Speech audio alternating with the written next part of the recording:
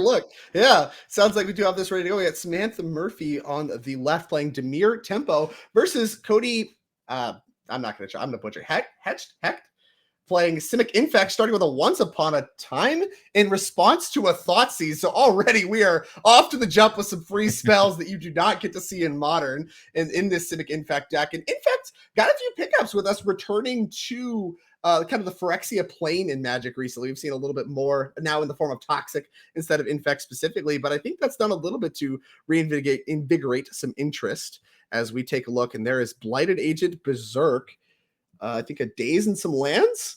Tough spot to be in. It's interesting that we call this like Demir Temple. That's only telling half the story because this is actually a Doomsday deck. And Samantha, very... I love it. I love it. And Samantha very much known for this deck, right? So, big specialist of the deck. I think she might have actually wrote like a primer or something on it. Basically the go-to person for learning about Doomsday. And Infect is an interesting matchup because traditionally Infect was one of the worst matchups you could face as a combo deck because it basically does the Delver thing, right? Quick clock and disruption. With Doomsday, it's an interesting position because very often these days, especially in the Tempo Doomsday version, you have to pass the turn after a Doomsday. Infect can't really beat you with like can't really take advantage of you losing half your life, but in a way it still can if it pumps one of its non-Infect creatures, which in this case would usually be Noble Hierarch. Actually, let me look this up. There's no Noble. Okay, there are no non-Infect creatures in the main deck, and probably also not. Well, there's I guess Endurance. Okay, whatever. This is interesting. So Samantha, pretty safe against regular damage, can tap out for Doomsday, pass the turn, and probably not die. Okay, this is interesting. So going back to the game right here. Oh, is this one of the rare pond? Oh my god, is this a ponder? Nice that ponder right there. Again? Check that ponder out. Whoa, hype in the chat. Like there's only so many of those in the world. I want to say like 20 or 24 copies. This is one of the rarest Magic cards you can find on Earth. Well, outside of the ponder, the Thoughtseize is like you mentioned, not a lot of non-infect damage. Those Thoughtseize actually not really going to get punished as far as the 2 life lost. And you called out very importantly, kind of when we were diving into this match, Orcish Bowmasters as something that is new to this deck list with 3 copies in the main deck. How do you think those are going to line up against Infect? Oh, they should be amazing. They should be absolutely like Infect hates this kind. Like Infect, honestly, I feel almost sorry for Infect because of what Wizards has done to it lately. As you know, all the Infect creatures were errata to also be Phyrexian creature type, which brings us back to Black coming back into Magic, into Legacy especially. So we know that Samantha is playing copies of Plague, one copy of Plague Engineer in the sideboard.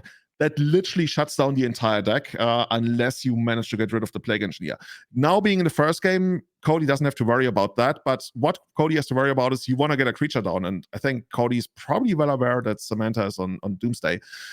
For those wondering, people are like, okay, well, why is this called Tempo Doomsday? So there's basically 2 schools of thought on Doomsday, and then if you want to go deeper, they like branch out into like five schools in between each of the branches. You can go for like a proper Doomsday list where you just straight up try to combo and win. Or you can go something more middle of the roadish where you use the power of Murktide Regent and also Baleful Strix to buy some time and then have an alternate finisher. So it's going to be a little bit harder for your opponent to craft a winning strategy against you. It's going to be a lot harder for your opponent to properly sideboard against you. There might even be worlds where you take out your Murktide Regent and all of a sudden like your Baleful Strix lines up against the opponent's creature removal, which is a great place to be. So Samantha makes it really hard for Cody to find a winning strategy. And that's, of course, the allure of Doomsday. You trade your ability to straight up combo the opponent for making the game harder for the opponent, which in Legacy is always like a good place to be. Absolutely. And Samantha done a lot of cantripping here. We saw the Brainstorm with the fetch land. And here is that copy of Murktide Regent you called out as kind of that 2-pronged attack. Going to be quite big. And a Force of Will was picked up for Cody. Going to pitch the Daze that Samantha knew about. The 2 Thoughtseize revealed the Daze. She played around that one very easily. However, Force of Will coming down from Murktide Regent. Going to get stopped. But now, I mean, that's the cover, right? Now something like Doomsday is free to go. And Cody, having had basically his entire hand stripped away, no creature in play, no pressure to put on Samantha, just another land to deploy. Samantha has all the time in the world to do cantripping, do the Doomsday, and pass the turn, like you mentioned. Like all of these options are available to her because of those very important Thoughtseizes. And that looks like a Doomsday to me, a little bit altered, but she's picking up her whole deck. So I think that whole deck is about to hit the exile zone. And Cody not looking like he is optimistic about his chances in this game. So what is the Doomsday pile for tempo Doomsday in a spot like this where you may or may not have a cantrip? So since your graveyard is pretty empty, you're probably not going to do one of those things where you like put a bunch of like Murktide Regents in there to, just like get that. This way, there's also no pressure on her. So she can go for a pretty safe line, which would put Thassa's Oracle in there, Cavern of Souls, to make sure that you're not going to get blown up by any kind of counter magic, knowing that Doomsday already resolves. So at this point, yeah, we're seeing a Brainstorm there to dig deeper into it. Sometimes there are Cyclers available, but in this Doomsday version, I think we're not playing any copies of Street Wraith, as far as I know. Also no Edge of Autumn, so we are probably gonna have like the one trick you can do if you already have, like, let's say a fetch land in hand. You can thin out your library by putting an Underground Sea into the Doomsday pile, which like decreases the size of your deck. And at the very least, you need 2 cards left in the deck, right? Because Thassa's Oracle is going to give you that devotion to 2. And with this being open decklist, I'm actually checking out whether Cody has any way to kill the Thassa's Oracle and play in the main deck, and it doesn't look like it.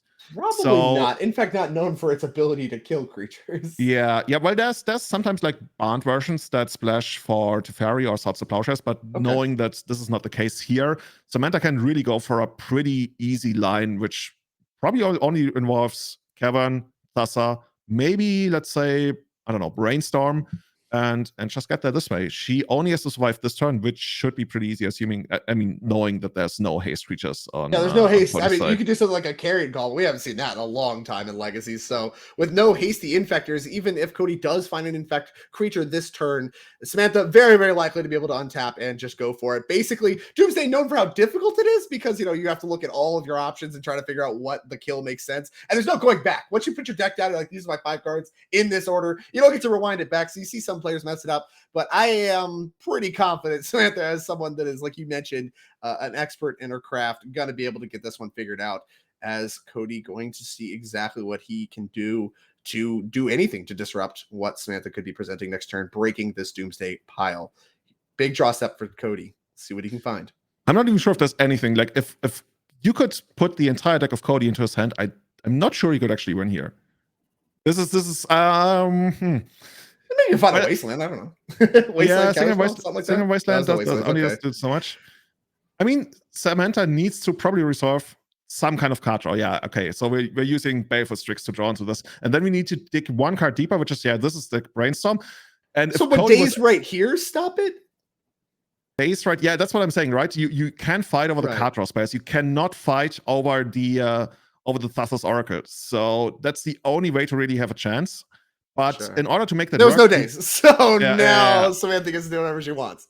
The only way to really make that work for Cody in the first place is he needed to play a creature on the last turn. And I don't know if that's a creature, but at this point, this is probably a Cavern. Can't see because of the mass. I have to imagine that's naming either Merfolk or Wizard. And there is the Thassa's Oracle, 3 devotion, a little overachiever there. That's going to take care of Cody in game number 1 here. Didn't know the matchup before, certainly does now. Had access to the entire deck because of the exile from Doomsday. And now these players are going to go to the sideboard, and we shall too. Let's take a look. This is kind of a matchup I have not seen very much of. In fact, it disappeared for quite a long time. And now with some new cards involved in the mix, not totally familiar, but Samantha has access to 1 Brazen Borrower, 1 Opposition Agent, 1 Plague Engineer, 1 Emrakul the Aeon's Torn, 1 Hydroblast, 1 Surgical, 3 Veil of Summers, 1 Abrupt Decay, 2 Carbon Flowers, 1 Null Rod, 1 Pernicious Deed, 1 Shelldock Isle. A lot of one-ofs. What do you like? Definitely the Plague Engineers. There's a couple of cards that you could bring in the first place just because they're good, but they are not even like needed. Like something like Pernicious Deed is kind of cool because it gets around all these like hexproof type of effects that Cody could have on an attack. I don't know how much Samantha really wants to disrupt Cody or just like sit back, maybe make your Baleful Strixes work, because this is one of those matchups where Baleful Strix is so annoying. Cody needs to have something like Berserk to provide trample to get there. But other than that, it's kind of funny because technically Delver is literally one of the very worst matchups of Doomsday. Like I've had people like completely lose any kind of hope about the deck literally because of the Delver matchup. And while this is basically strategy-wise the exact same thing, they don't have reach, they don't deal normal damage, and all of a sudden it feels like a lot more in Doomsday's favor, especially in the tempo Doomsday version. So I'm not even sure like Samantha wants to change up all that much. She could bring in like Veil of Summers to find out the counter magic, knowing that's really the only thing that's the opponent has available. But Yeah, there's no I waste think there. Yeah, so she's the like green's like free to fetch for the most part. Yeah, I don't hate some Veil Summers. she's pretty happy where she is, especially like with the Orcish Bowmasters. I could see Right. those being completely crazy. That definitely can be. Well, with that, let's see how Cody can respond with his Simic Infect deck. Looking at 4 copies of Endurance, 4 copies of Snakescan Veil, 2 Veil of Summer, 2 Seeds of Innocence, 2 Carpet of Flowers, and 1 Sword of Light and Shadow. What do you like here from the Infect side?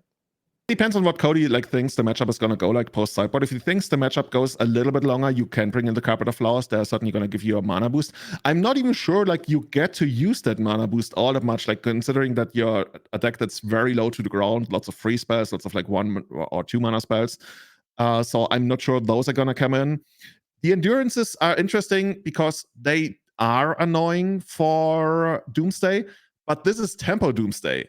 And here's the thing about temps. So the idea behind endurance is you make Samantha shuffle her graveyard back, so her Thassa's Oracle is not going to have enough devotion to basically like win the game.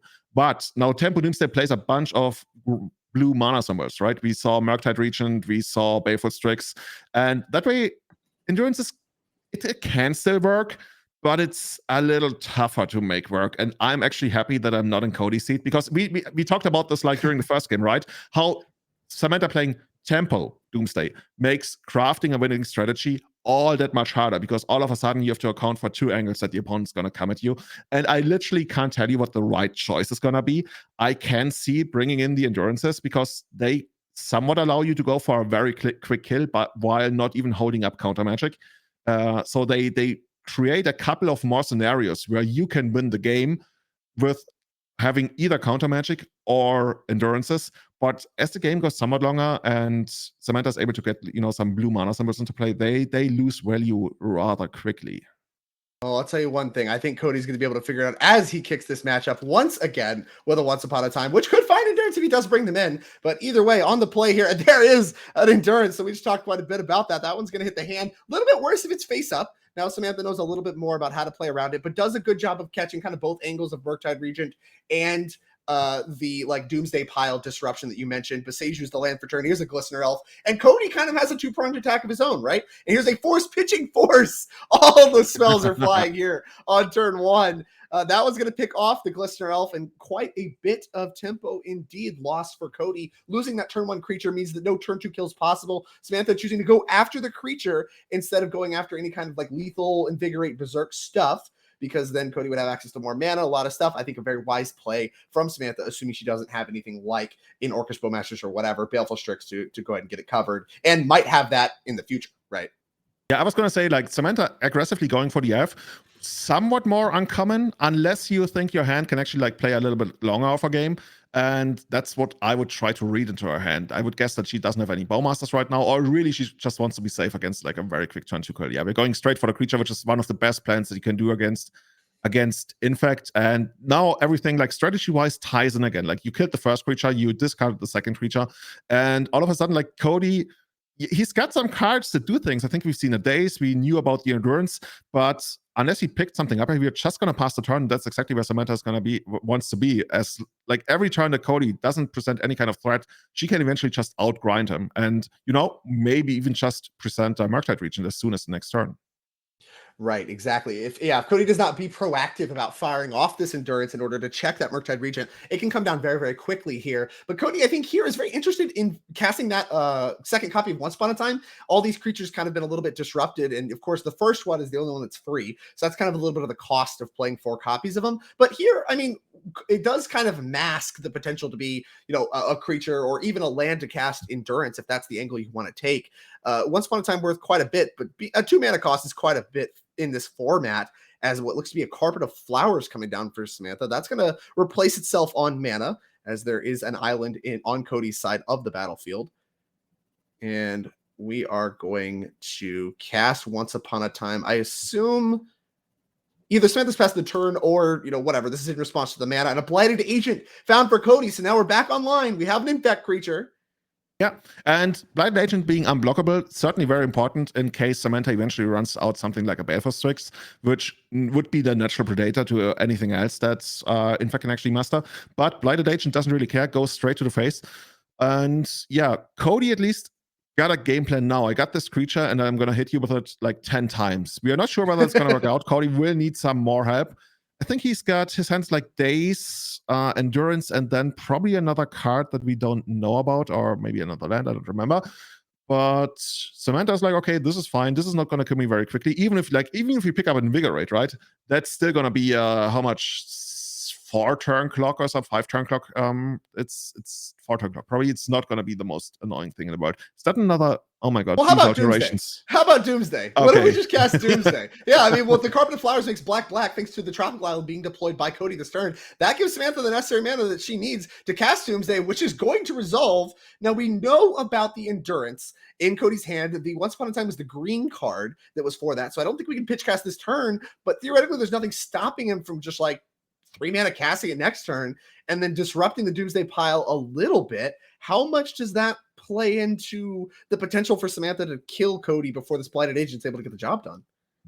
So the thing is, like, if Cody actually has something to, maybe fight and everything, it makes his clock all that much like slower, right? Because all of a sudden, like the hidden cards that he picked up are interactive cards and not pump cards. So Samantha gains all that much more time. And if he didn't pick up anything that's interactive, then Samantha can just like resolve the Doomsday, pass the turn, and probably win next turn. Like Cody is in a weird spot where I almost feel like he wants something like a Brainstorm to exchange some of the dead cards in his hand for hopefully like runner.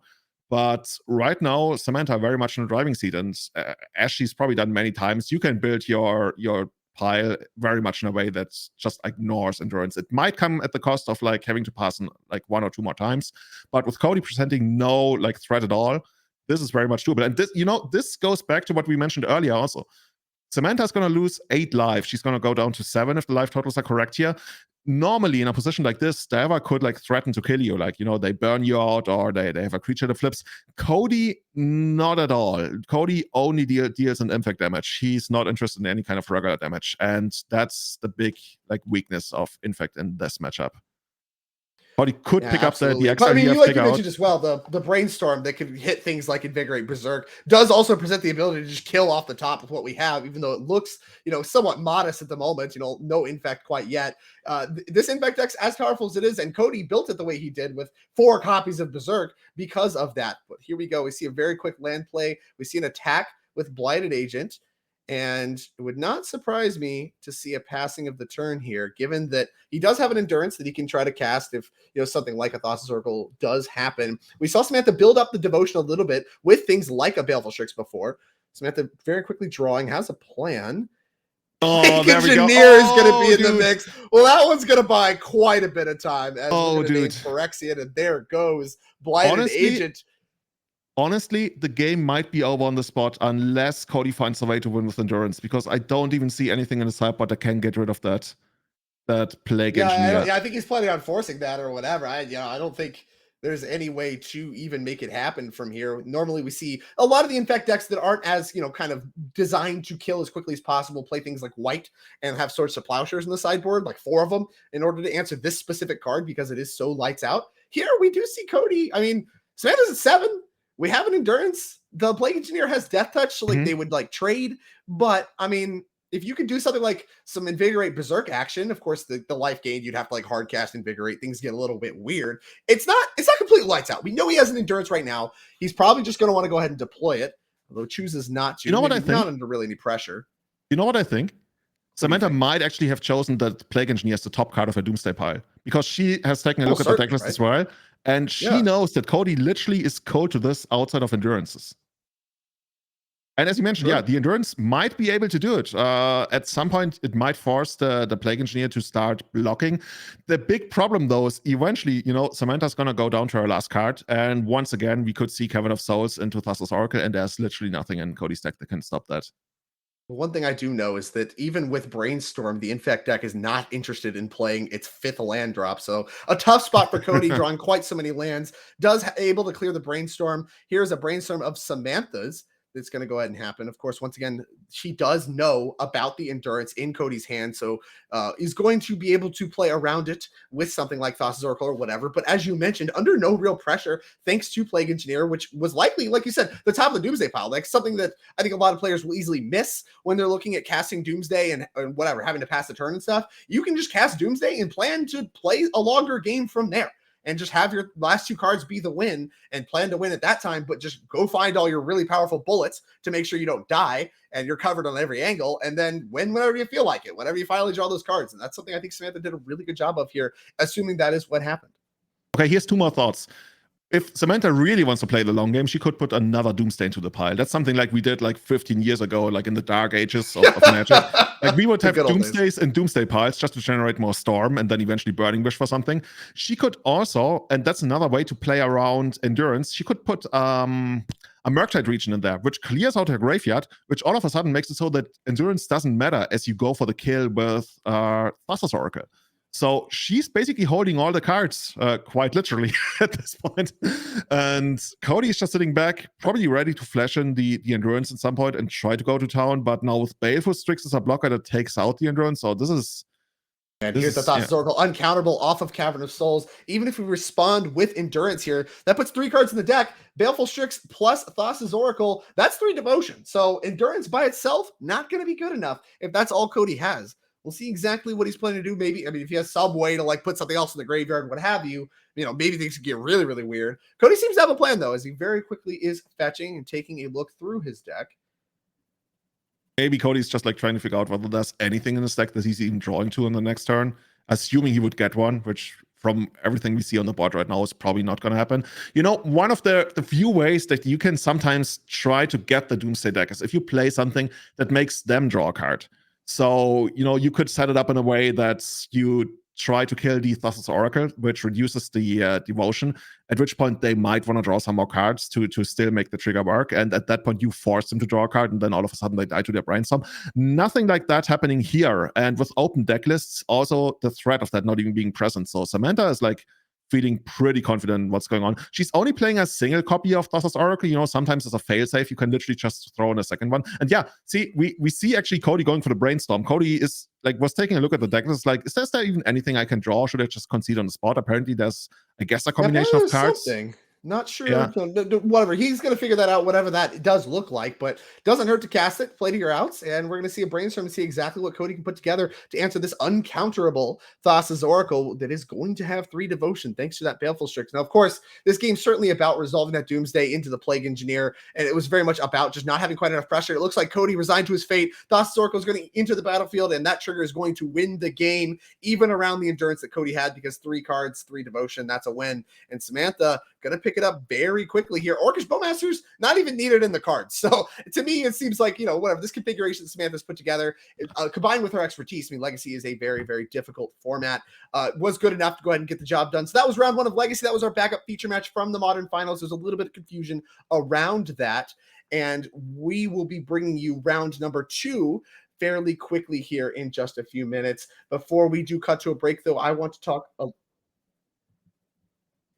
I wanted to talk a little bit about not just this event, but also the rest of what you're going to look at as far as the NRG series goes. So let's talk a little bit about the NRG 5K. Let's take a look at the prize support there. I'm going to go ahead and pull that up. These players are playing today. The difference here between the showdowns and the trials, of course, we are not qualifying for the 2023 championship, but all these points are still very important, and it's still an RCQ. This thing is still going to qualify you for the regional championship at DreamHack. You see that DreamHack qualification there with first, alongside the 30 points, $1,200. A little bit of a drop off there at second, $600, 25 points. And then it falls down a little bit from there, 400 points. And I'm sorry, $400, 20 points to third and fourth. $200, 15 points, 5th through 8th. That's the rest of the top 8. And then he pays out all the way down to 32nd with a little bit of drop off in points and money as it goes down. So quite a bit that all the players are going to be playing for here today. And let's bring up the qualification slide here. We can take a look at exactly how many qualifications we give out every single weekend, because our showdown qualifies the top 2 players. The trial qualifies 1 player, but there's actually 9 invites we're giving out every single weekend. We have, plenty of RCQs that are available as side events at these NRG weekends. A lot of players playing in those as well. Total of $15,000 in prizes across the whole weekend. So even though the Modern 10K is over, we're watching the Legacy 5K. There's plenty of RCQs that are happening on the side. A lot of players are going to qualify for the RC through the NRG this weekend. That includes 1 player that we're going to crown as our champion way later today, during which I will no longer be around. Well, with that, we're going to go ahead and cut to a break, and we will be back with round 2 of the Legacy Trial here in Chicagoland, Mundelein to be specific, brought to you by Nerd Rage Gaming.